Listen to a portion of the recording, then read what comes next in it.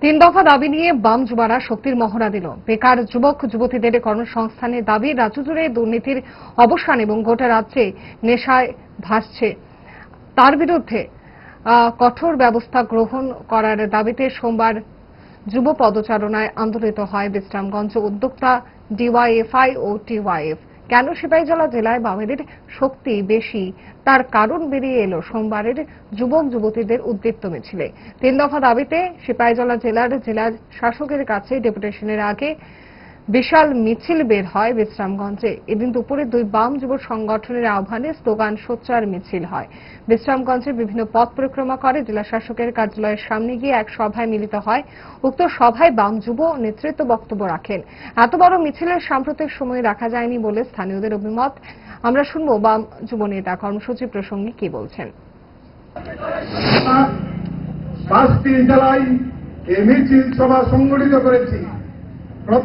প্রধানত তিনটা দাবি, যে আমাদের রাজ্যের বেকার, শিক্ষিত, অর্ধশিক্ষিত যুবক যুবতী তাদের কর্মসংস্থানের জন্য সরকারকে আন্তরিক উদ্যোগ গ্রহণ করতে হবে এবং যা প্রতিশ্রুতি ছিল তা দ্রুত বাস্তবায়ন করতে হবে।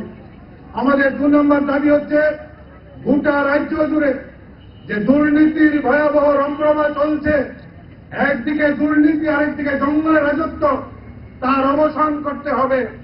3 নম্বর দাবি হচ্ছে, এই সরকারের নেতৃত্বে, শাসক দলের নেতৃত্বে গোটা রাজ্যকে নেশায় ভাসিয়ে দেওয়া হয়েছে।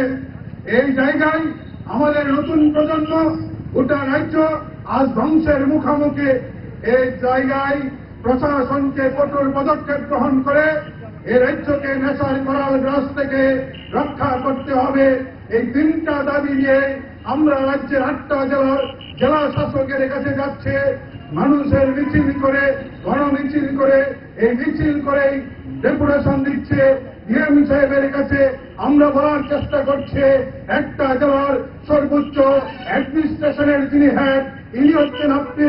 বলে আপনার হাতে যে ক্ষমতা আছে, সেই ক্ষমতা কোন রাজনৈতিক দলের কাছে, কোন রাজনৈতিক শক্তির কাছে মাথা নত না করে এই শক্তি যেন মানুষের স্বার্থে ব্যবহার করা হয়, এই কথা বলার জন্যই আমরা ডিএম এর কাছে যাচ্ছি। ডায়েট যতই রেস্ট্রিক্টেড হোক না কেন, ওয়েদারকে তো আর রুটিনে ফেলা যায় না। But if there is a problem, 5 দশক ধরে গ্যাস, অম্বল ও পেটের সমস্যার একমাত্র সমাধান গ্যাস নল।